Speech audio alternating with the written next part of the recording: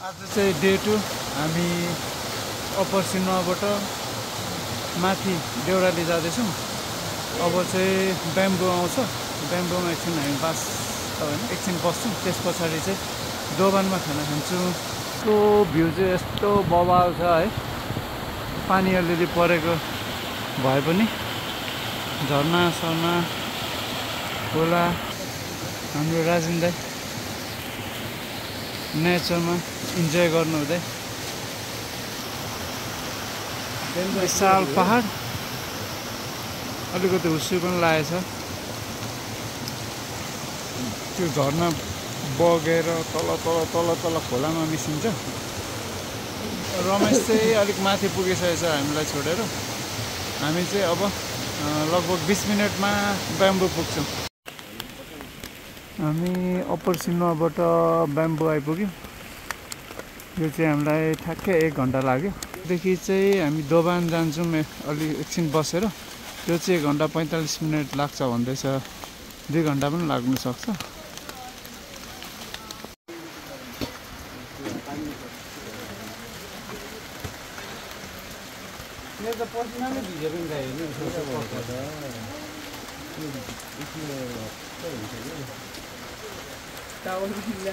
तिनजना bamboo T स्टेटमा टोपीले बुझेको भिडियो गर्दै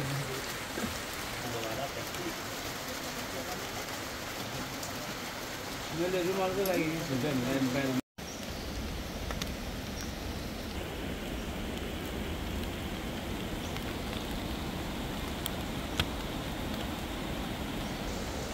ब्याम्बोदेखि 45 मिनट हिँडे पछाडि चाहिँ यो ठाउँ आउँछ। अब यहाँबाट चाहिँ हामी दोभान भन्ने ठाउँमा जान्छौँ। यो ठाउँ चाहिँ ओह्रालो उकालो अलिक तेर्सो पनि छ, हिजोको भन्दा अलिकति सजिलो। राजेन दाइ चाहिँ अलिक पछाडि हुनुहुन्छ, रमेश अलिक बिस्तारै हिँड्छु भन्दै अगाडि गएको छ, म चाहिँ बिचमा। अब यो बाटो हुँदै दोभान निस्किने हो। पानी परे पनि अलिकति शीतल चाहिँ भएको छ होइन, त्यति साह्रो चिसो छैन। माथि एबिसी बेस क्याम्पमा चाहिँ अलिक चिसो छ भन्दैछ ओह्रालो झर्नेहरूले। अब हेरौँ, आज हामी देउरालीमा पुगेर बास बस्छौँ। त्यसको भोलि बिहान भयो भने एबिसी बेस क्याम्प पुगेर त्यहाँबाट फेरि भयो भने देउराली नभए दोभानै झर्ने भन्ने प्लान छ अहिलेसम्म। पानी परिरहेछ, त्यही भएर माथिको भ्यू पनि राम्रोसँग खुल्दैन होला भन्छ। अब भ्यू नै राम्रो खुलेन भने त्यहाँ बसेर काम छैन। अलिक धेरै चिसो छ अरे अहिले, हिजो त निकै धेरै चिसो थियो भन्दै थियो। बाटो चाहिँ एबिसी बेस क्याम्पसम्मको जस्ट गाइड चाहिँ हायर गर्नु पर्दैन होला सायद, यदि ग्रुपमा छ भने। किनभने मान्छे यो बाटो कोही गाइडसँग कोही गाइड बिना मान्छे हिँडेको गर्छ। बाटो पनि त्यति अप्ठ्यारो छैन। अप्ठ्यारो भन्नाले अप्ठ्यारो त छ, उकालो ओह्रालो, तर गाइड हायर गरेर बिचमा हराउनु पर्ने त्यस्तो कुनै बाटो कन्फ्युजन हुने बाटो छैन। यदि त्यस्तो भयो भने पनि एकछिन पर्खेर कोही मान्छे आउँदा सोध्यो भने सजिलै भनिदिन्छ। माथि डाँडाबाट 3वटा झर्ना। अहिले चाहिँ हामी 3 भाइ फेरि भेट भयो, राजेन दाइ, रमेश अनि म। यहाँबाट पनि अब मान्छेहरू आवाजात भइरहेको छ। कोही माथि चढ्ने, कोही माथिबाट फर्किने। हामी चाहिँ माथि चढ्ने क्रममा छौँ। तर त्यस्तो ठाउँहरू हेर्दाखेरि अब यो नेचुरल्ली एकदमै राम्रो देखिन्छ यहाँनिर।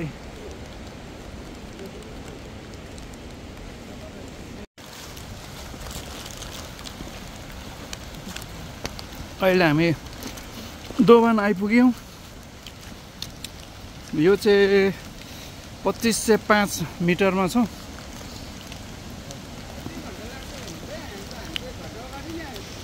ल अब हामी दोभान आइपुग्यौँ। दोभानमा यहाँनिर 2505 मिटरमा छौँ हामी। त्यहाँभन्दा 200 मिटर माथि आएको छौँ हामी अप्पर सिङ्गला भन्दा। यहाँ दोभानमा चाहिँ हाम्रो रेस्टुरेन्टहरू बसोबास गर्नुको लागि रुमहरू उपलब्ध छ। तर यस्तो सिजनको बेलामा चाहिँ प्राय तलैबाट हुन्छ भने होटलहरू बुक गरेर आउँदा राम्रो। यहाँनिर एकदम प्याक हुन्छ, कतिपय मान्छेहरू चाहिँ बाहिर टेन्टमा पनि बसेको पाइयो। हुन्छ भने सकभर बिस्तारै आउनुहोस्, हतार नगर्नुहोस्। यो चाहिँ दोभानको होटलहरू एकदम राम्रो छ। यसको भ्यू हेर्ने हो भने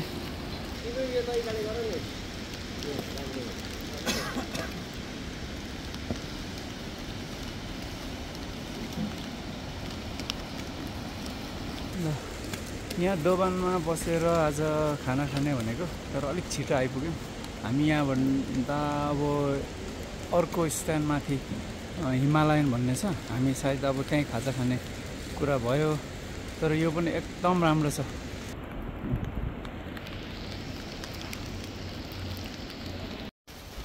यो चाहिँ अहिले अप्पर दोभानदेखि अलिक माथि आइपुग्दा एउटा मन्दिर छ अरे। मन्दिर चाहिँ अहिले एकछिनमा देखाउँछु। अहिले चाहिँ म अनि रमेश यहाँ अलिक अगाडि छौँ, राजेन्द्र अलिक पछाडि हुनुहुन्छ। ठाउँ एकदमै राम्रो छ। यो हिँड्नुको लागि पानी नपरिदिएको भए अलिकति आज मौसम राम्रो भएको भए चाहिँ एकदमै राम्रो। पानी परे पनि तर शीतल भएर छ हिँड्नुको लागि चाहिँ। यो सायद मन्दिर परिसर आइपुग्न आँट्यो होला। हेरौँ, यो चाहिँ के संरचना बन्न आँटेको होला सायद। यहाँनिर मन्दिर चाहिँ अलिकति माथि रहेछ। यो ढुङ्गे बाटो हेर्दाखेरि हाम्रो धरानको बुढा सुब्बाको सम्झना आउँछ। त्यो 2 धारोदेखि माथि यस्तै ढुङ्गा छापेको बाटो थियो। अहिले त सबै ढलान गरेर यस्तो ढुङ्गाहरूको बाटोहरू हेर्न पाइँदैन। सायद यस्तै राखेको भए अलिक राम्रो हुने थियो जस्तो लाग्छ। किनभने त्यसको आफ्नै मौलिकता थियो, इतिहास थियो, बुढा सुब्बाको चढ्ने बाटो ढुङ्गे बाटो भनेर। अब हामी मन्दिर परिसर आइसक्यौँ। यहाँनिर पदयात्रीहरूको लागि अलिकति सूचना पनि टालेको रहेछ यस मन्दिरको बारेमा। मन्दिर छ यतापट्टि विशाल झरना, आमामामा कस्तो बवाल देखेको। नेचुरल्ली कति राम्रो छ हाम्रो देशको भिर पखेराहरू। ल हेर्नुहोस् त, अब यहाँ हेर्नुहोस् यस्तो बवाल छ। आँखी पारको टुप्पोबाट झरेको यो झरना। अब यो तल हेर्नुहुन्छ भने तल एकदमै डरलाग्दो छ। मन्दिर परिसर पनि उत्तिकै रमाइलो। यस्तो जङ्गलको बिचमा एउटा मन्दिर, त्यो पनि कति राम्रो। यसको अब हामी चाहिँ यहाँबाट हिमालयनको बाटो प्रस्थान गर्छौँ केही समयमा। हाम्रो राजेन दाइ पनि आइपुग्नु भयो। अब केही बेर यहाँनिर बसेर अनि त्यस पछाडि हामी मास्तिर बाटो लाग्छौँ। अघिको उकालो सकिसके पछाडि दोभान पछाडि हामी हिमालयन आइपुगेको छौँ। यहाँनिर चाहिँ यसको इन्फर्मेसन दिएको छ। अघि हामी 2505 मिटरमा थियौँ भने अहिले हामी 2900 मिटरमा छौँ, 2900 मिटर। यहाँको अहिले मौसम चाहिँ यस्तो छ, अलिक खुसी लागेको छ यहाँनिर। अहिले म आएको बाटो चाहिँ यो हो। अब रमेश र राजेन दाइ चाहिँ आउँदै हुनुहुन्छ। म चाहिँ यहाँ अगाडि आएर अब खानासाना अर्डर गर्ने। यहाँ अहिलेको लन्च यहाँ गरेर यस पछाडि आजको हाम्रो डेस्टिनेसन चाहिँ देउराली, जुन चाहिँ 1 घन्टा प्लस लाग्छ भन्दैछ। यहाँबाट ठाडै उकालो छ अरे। हेरौँ, बिजी देखिन्छ मान्छेहरूको भिड। माथि एबिसी बेस क्याम्पबाट आएको भिडहरू, कोही माथि जाने होला। हामी चाहिँ अलिकति यहाँ कोही पनि नभएकोतिर अलिक क्वाइट ठाउँमा बस्छौँ। अलिकति क्वाइट ठाउँमा माथि जाँदैछु। हेरौँ यहाँनिर तलभन्दा अलिक क्वाइट होला र अर्डर गर्दा पनि अलिक छिटो बन्छ होला। अलिक यहाँ पनि बस्ने ठाउँ त्यति राम्रो रहेन रहेछ, तलै झर्दैछु फेरि।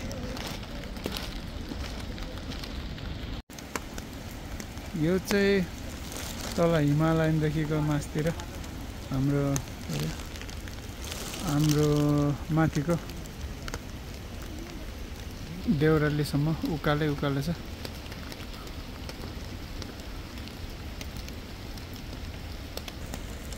पानी पनि परिरहेछ। तल लुगाहरू सबै चेन्ज गरेको पानीले भिजेर, त्यही भएर म चाहिँ माथि बिस्तारै पसिना ननिकाले माथि पुगौँ भनेर। यस्तो छ यहाँ चाहिँ तल बिसाइरहेछ होइन, कोही माथि हिँड्दै बिसाउँदैछ। अब म पनि मासतिर बिस्तारै लाग्छु। तर पानी नपरिदिएको भए यो हिँड्ने बाटो चाहिँ एकदम राम्रो छ। यो चाहिँ हाम्रो देउराली पुग्नुभन्दा बिच बाटोमा आधी घन्टा लाग्छ यहाँबाट अब देउराली।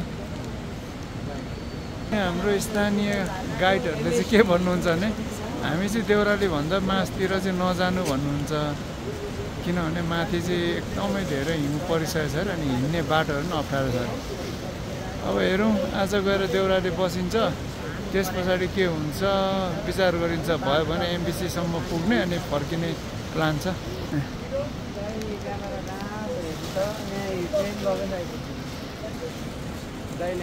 पानीले लास्टै गोर गरेर अब आधी बाटो फर्किने स्थिति छ।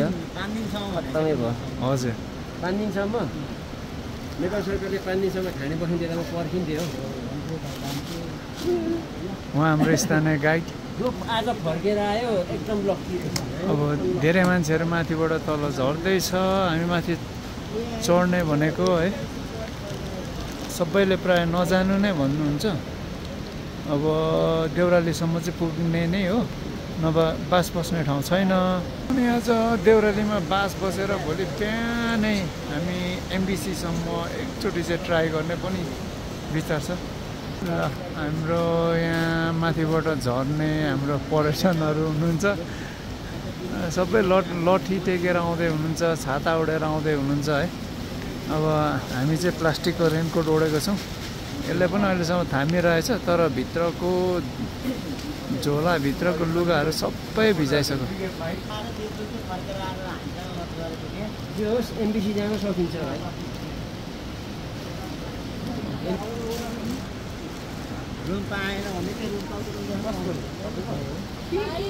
ल उहाँ चाहिँ हामीलाई केही जानकारी गराएर तलतिर फर्किसक्नु भएको छ। उहाँले चाहिँ 2जना गेस्ट लिएर आएको हुनुहुँदो रहेछ। उहाँले गेस्टलाई छोडेर हिँडिसक्नु भयो। अहिले हामी चाहिँ यो ठाउँ आइपुग्यौँ। देउराली आउनुभन्दा 20 मिनट अगाडिको बाटो। यहाँबाट हेर्ने हो भने चाहिँ अलिकति बाटो चाहिँ यहाँ त्यति राम्रो ट्रायल वक गर्ने चाहिँ छैन रहेछ। त्यही खोला खाली यसो हिँड्नुपर्ने, अलिक जोगिएर हिँड्नुपर्छ। अब यस्तो खतरा छ यो होइन, सिनहरू हेर्ने हो भने कस्तो दामी छ नि त। विशाल पहाडहरू छ फेरि यसमा हो।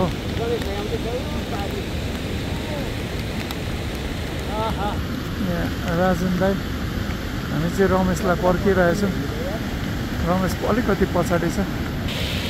यहाँनिर जति राम्रो सिनहरू छ है, त्यति नै अलिकति बाटोहरू पनि डरलाग्दै छ। यो पनि भोलि पर्सि अलिकति यसलाई पनि पुल अथवा ट्रायल गर्ने बाटो बनायो भने चाहिँ राम्रो हुन्छ होला। सायद यो खोलाले गर्दा पनि होला, खोलाले बगाउनु पनि सकेको हुनसक्छ पहिला। अब हामी चाहिँ देउराली आइपुग्यौँ। यही हो देउराली। राजेन दाई अगाडि जाँदै हुनुहुन्छ, रमेश। यहाँ चाहिँ यो प्लास्टिकको रेनकोट फेरि डबल छ, एउटाले मात्रै साह्रै उयो पानी ठेक्दैन रहेछ होइन। पानी त त्यति धेरै परेको त होइन, थोरै नै हो। त्यही सिमसिम पानीलाई पनि यसले छेक्नु गाह्रो पर्दो रहेछ। अब यहाँनिर हेर्नु भने यो झरना चाहिँ यहाँबाट आएको यो विशाल झरना। यो हामी जानुपर्ने ठाउँ देउराली।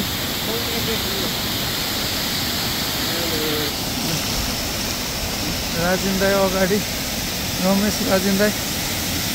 यहाँ अलिकति पानी पनि रहेछ। यो प्लास्टिक चाहिँ यसरी पक्रेर हिँड्नुपर्छ होइन, नभए हावाले उडाइहाल्छ। साह्रै जुत्ता पनि भिज्यो। बाटो आएको हामी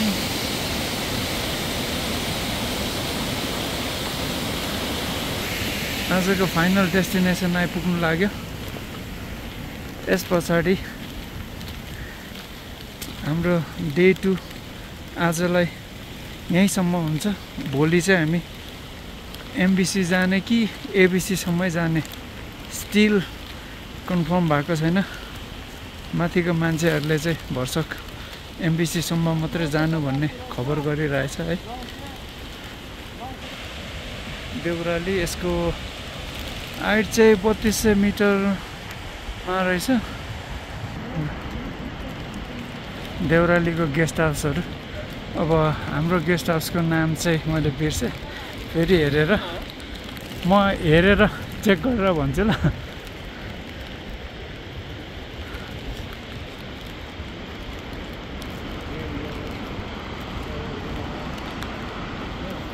जता हेरे पनि रमाइलो यो ठाउँ। सानो चिटिक्क परेको गेस्ट हाउसहरू छ।